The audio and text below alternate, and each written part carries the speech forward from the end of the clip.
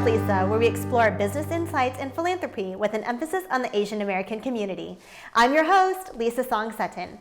In this episode, I sit down with Melanie Tillbrook Megna, an international model and founder of popular staffing company Posh Productions, a special segment with award-winning dance crew Prodigy, our lifestyle entrepreneur segment with best-selling author and business coach Jesse Krieger, and we'll take you into the community with our favorite philanthropic segment brought to you by Live to Give.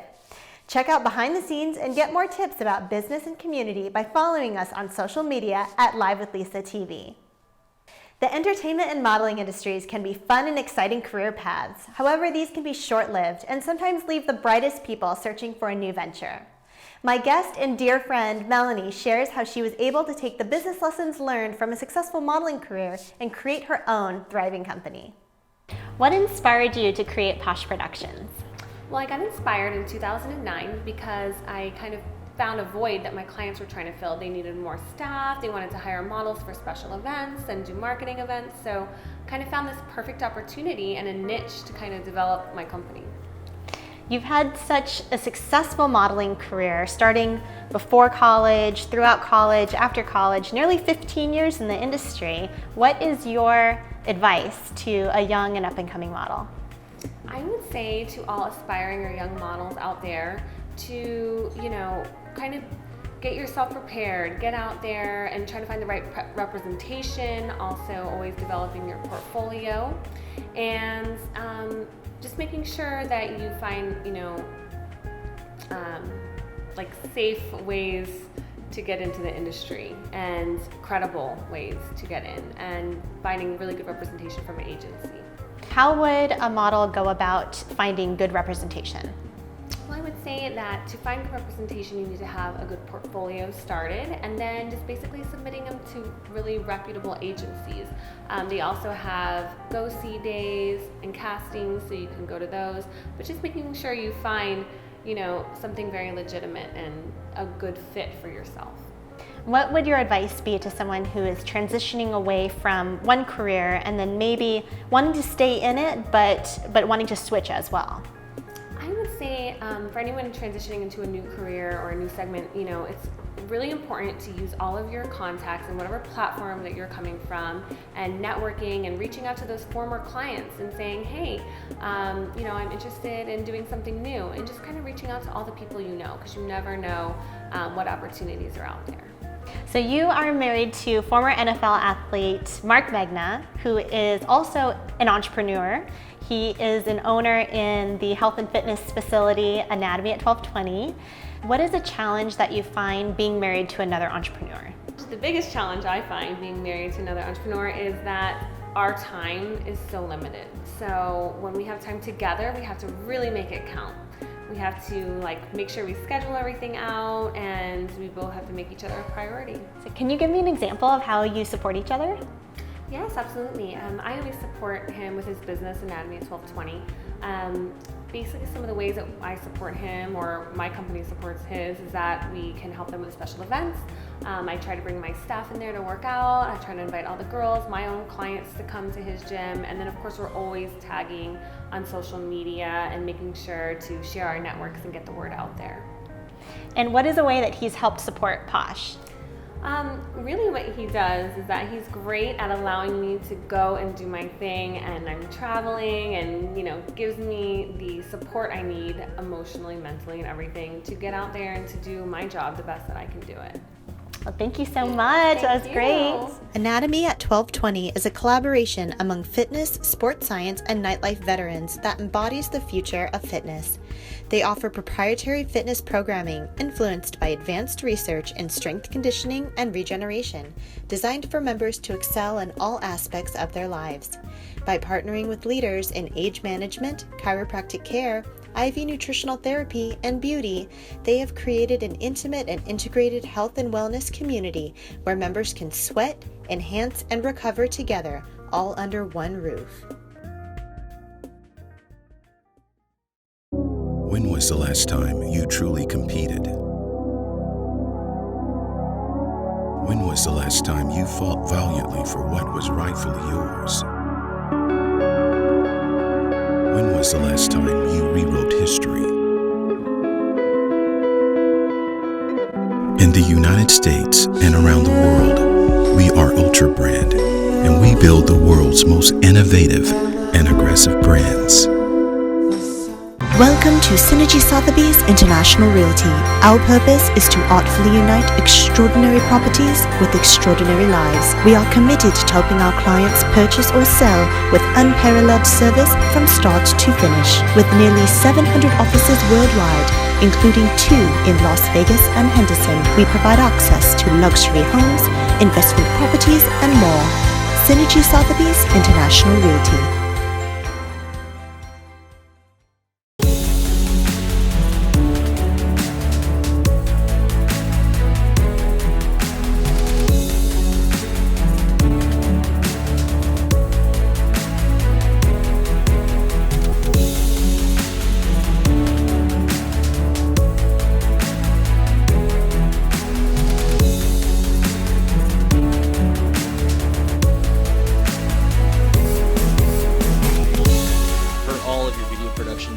Contact us at mohicamedia.com. To learn more business tips and see behind-the-scenes photos, visit livewithlisa.tv. Coming up next, meet Prodigy Dance Crew and check out my dance lesson from this amazing group. How did this group start? Who founded this? Our director, Kay Moore, and in 2009, the group was formed for Hip Hop International, which is basically like the Dance Olympics, where crews all over the world come together to compete to be number 1. Wow. And so what's been your experience with this crew? Well, I joined in 2012, and in that year, Hip Hop International, we got silver medal for the junior division in all of the USA. So yeah, and from there, I've been here since then. And I've joined the next year in 2013, and that was kind of a building year for the group because there was a lot of new members that have come into the group, and I was one of the new members, so we were kind of building up for the HHI season. Yeah. And then I joined in 2014, and I was one of the new members, and it was a big struggle, but I kept on going, and now I'm here today. And so aside from the competitions, you guys also take on gigs, right? Yes. What's been the most exciting one that you guys have done? I think for me is we got to perform in front of Britney Spears, which wasn't planned, but that morning we had a flash mob at STK at the Cosmopolitan, and Britney Spears' manager, Larry Rudolph, was there, and he saw us and he asked for us to perform for her that night. So what's been the biggest support for you guys? Our biggest support system is definitely our families. Yes. Yeah, they're the ones who drive us here every day. They're here at the studio with us. They bring us lunch, they bring us dinner. What's a typical day for you guys? Well, we wake up, go to school, Come to the dance studio and then we go home, do homework, and sleep. And you repeat the process, yeah. And so why stick with it? Why the commitment? It's what we love to do, Yeah, really just want to inspire children, kids everywhere to like just be themselves and like go for what their dreams are and where they want to go. So what would you say to a kid that might be thinking about maybe taking a dance class? Go for it. Yeah, You never know until you try. Yeah, have fun. Yeah. Don't worry about being so serious. Oh, I need to get the choreography. No, just have fun. And what about kids that maybe aren't so great with dancing or don't have that natural rhythm? At first, no one's gonna be that natural. So, if you shouldn't stop after your first try. You should always keep going. So I heard we're going next door to dance. Yeah. Come dance with us! Right after this, the Prodigy Dance Group whisked me away onto the rehearsal floor. We whipped, nay-nayed, and D-Lo shuffled the night away. Got another hit. Bitch can't whip like me, can't Millie rock like me, can't sexy walk like me, can't hit the corn like me. Hey, bitch can't drop like me, can't hit the folks like me, can't nay like me, can't D-Lo shuffle like me. Like no, bitch can't do it like Unbelievable. me. Bitch can't Way to do it go, like you me. guys. No, bitch can't do it like me. Thank you. Bitch can't do it like me. No, bitch can't do it Even like in me. heels. So I've been told that I'm now an honorary member of the Prodigy Dance Crew. It was so fun to hang out with these amazing young dancers. Up next, best-selling author and founder of Lifestyle Entrepreneurs Press, Jesse Krieger, shares the 3 key mindsets you need to break through barriers and become a lifestyle entrepreneur. Thanks, Lisa. And now for your lifestyle entrepreneur tips. Have you wanted to start a business and have more control over your time and finances, but just haven't made the time for it yet? Hi, I'm Jesse Krieger, and today I'm excited to share the 3 key mindsets you need to break through your barriers and become a lifestyle entrepreneur. Number 1, to be the author of your own experience, not the victim of circumstance. The foundational concept of entrepreneurship is that you're responsible to yourself and not subject to the whims of others. Now, at face value, that sounds exciting, and it is, but also requires a newfound respect for making decisions and taking action. Being the author of your own experience means considering not just what you will do, but how you'll support yourself in doing it. Basically, it means not playing the victim card. Number 2, embrace a push equilibrium. Entrepreneurs are always pushing forward, and when you take consistent action over time building your business, you build a momentum that becomes unstoppable. Think of how much energy it takes to start a train rolling down the tracks. But once it gets going and builds momentum, it could smash through a brick wall. Success is a function of consistent, incremental gains. And when that becomes your mindset, your equilibrium becomes one of pushing forward. Number 3, let's put a date on your dreams. Because let's face it, what gets scheduled gets done. And what doesn't, might. Becoming a lifestyle entrepreneur is about drawing a line in the sand and putting a date on the calendar stating by when you'll accomplish your goals. Such a simple process, but the results can be profound. Once you schedule your goals and commit to achieving them, you'll be amazed about the people and opportunities that begin showing up to support your journey. And those are your lifestyle entrepreneur tips for the week. Thank you, Jesse, for those amazing tips. Stay tuned because coming up next, we go into the community with our philanthropic segment brought to you by Live to Give. Welcome to brandbridge.org. We connect quality brands with passionate influencers. Brands who want to grow need to be talked about. And it isn't enough to just have a company social media account. BrandBridge is a community with a vast network of influencers that can help your brand connect with millions of new customers in a meaningful way. You need trusted, curated influencers on your side that you can grow a true partnership with over time. We deliver substantial increases in engagement and awareness, along with rich analytics to track your social growth. Visit our website at brandbridge.org and download our app today.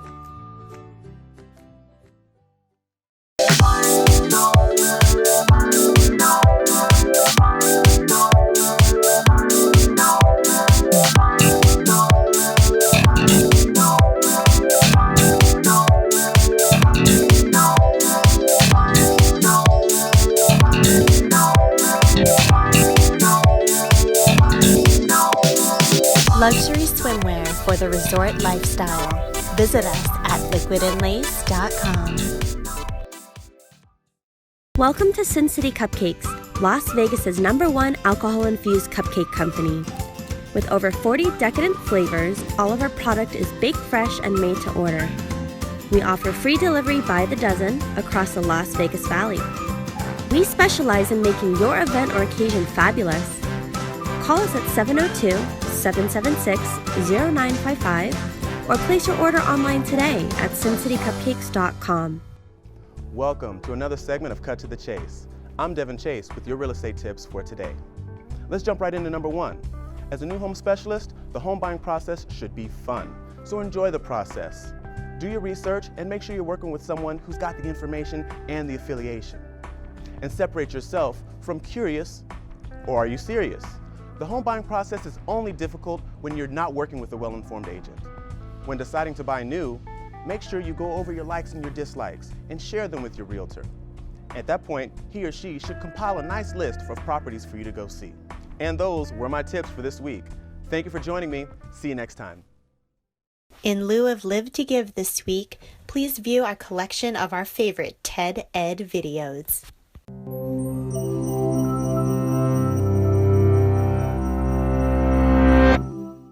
Have you ever talked with a friend about a problem, only to realize that he just doesn't seem to grasp why the issue is so important to you?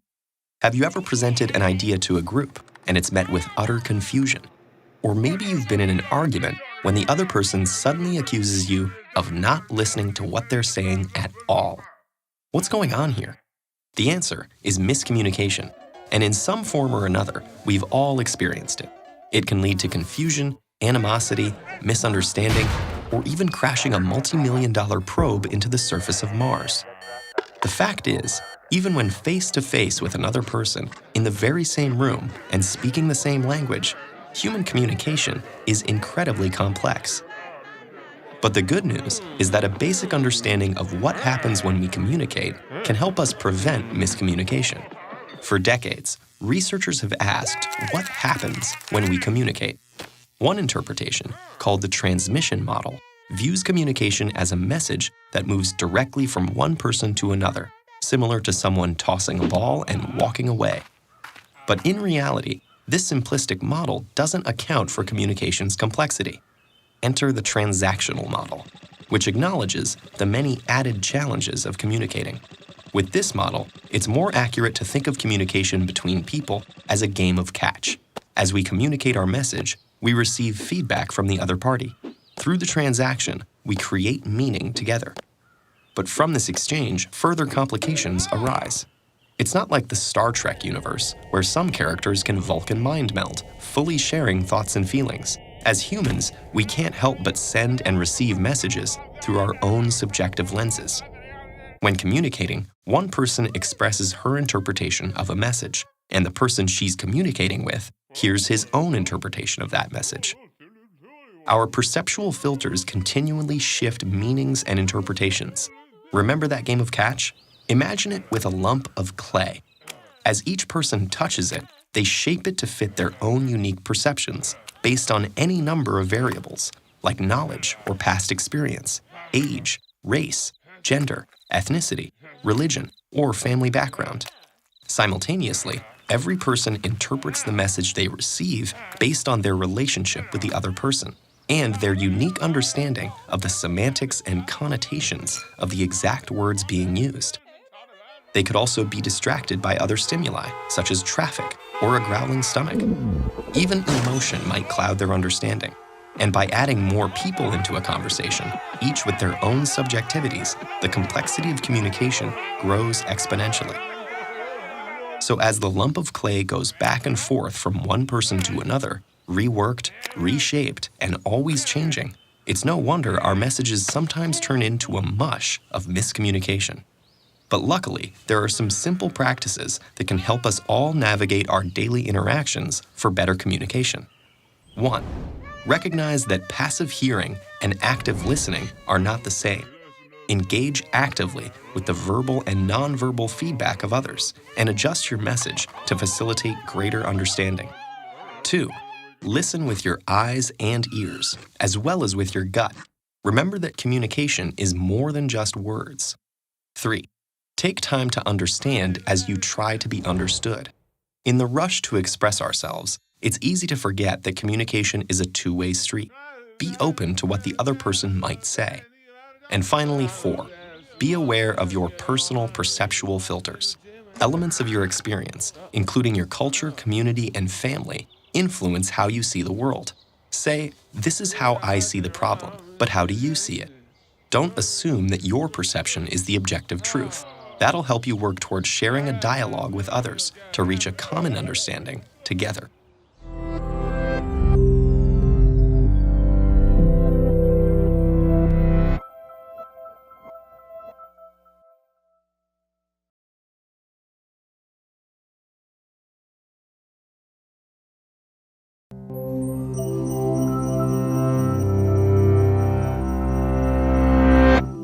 Hablas español? Parlez-vous français? 你会说中文吗?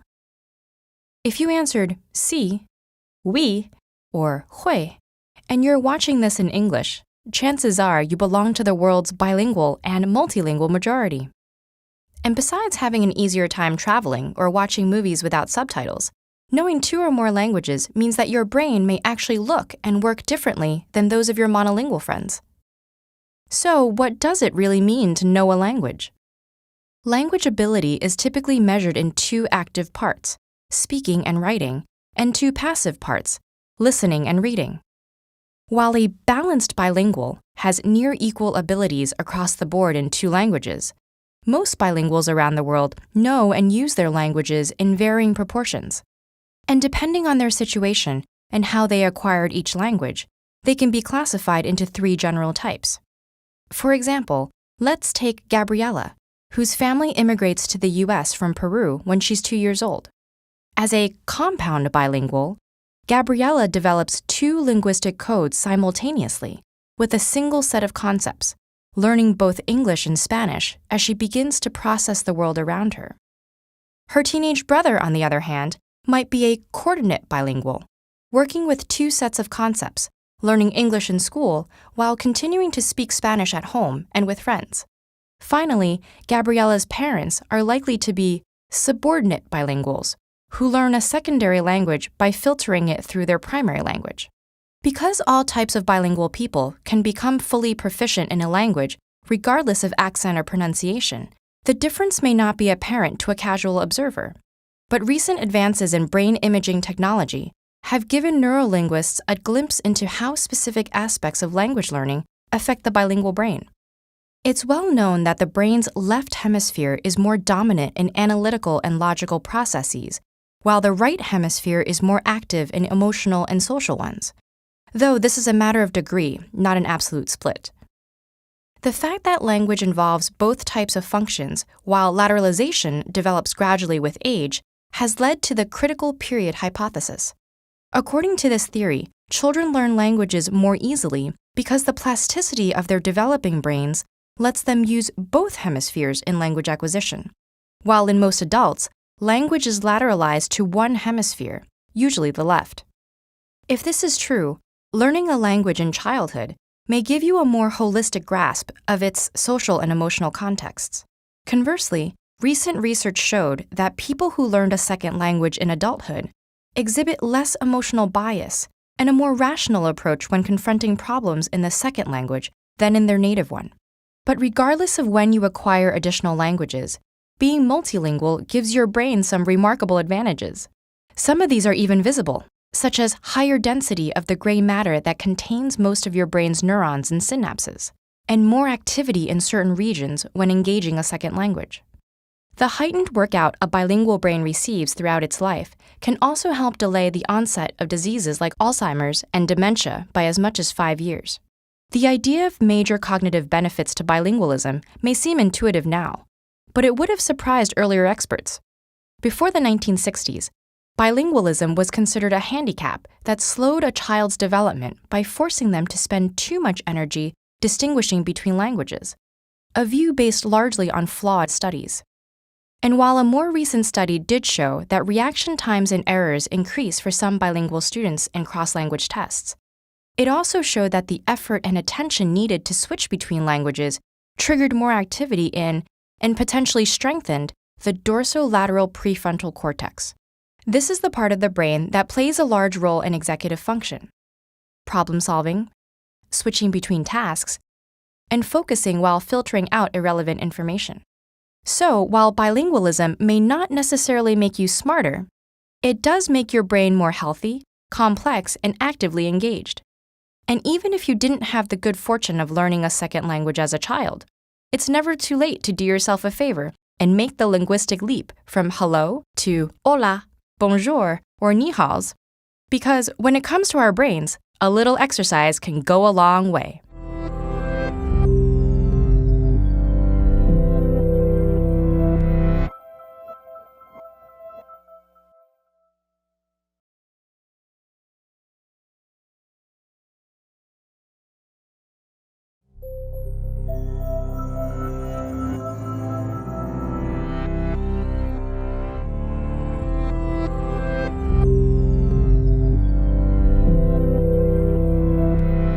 Mysteries of vernacular. Miniature. Something distinctively smaller than other members of its type or class. Miniature traces its roots to the Latin minium, which meant red lead. Minium referred in particular to a compound of lead used as a pigment in medieval times. In those days, because there were no printing presses, groups of scribes were tasked with painstakingly copying all books by hand. Whenever they needed to denote a chapter break or division of text, scribes would switch from standard black to the red pigment minium. Another important visual device used to increase the prominence of certain portions of text was to set them off with large, ornate, and colorful capital letters, often surrounded by tiny, detailed paintings. The Italians began to refer to these elaborate and diminutive paintings as miniatura, illuminations. Because of the necessarily small size of the paintings, miniatura began to be associated with all things we, and spawned other words with the same base, like the Latin minimum for least. Miniatura was transmuted into English in the 16th century as the word miniature, and since that time, it has had the exact same meaning we use today.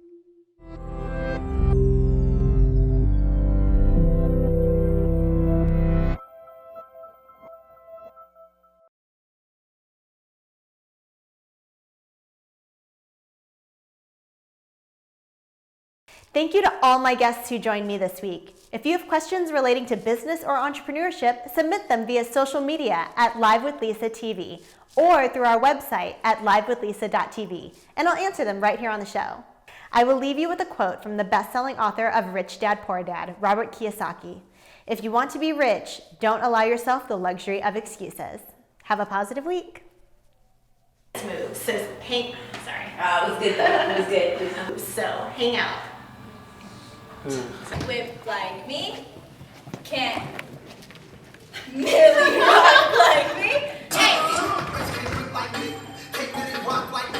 Can't sexy walk like me, can't hit the corner like me, hey, can't drop like me, can't hit the folks like me, can't nay like me, can't deal shuffle like me. It's like, no, bitch can't do it like me. Bitch can't do it like me. Find us on Instagram.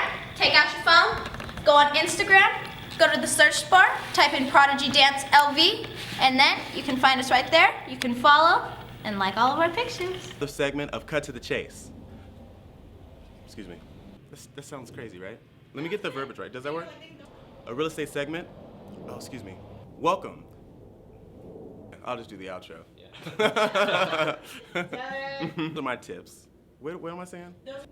Oh, thank you for joining me. See you next time. Yay! Good job. That's perfect.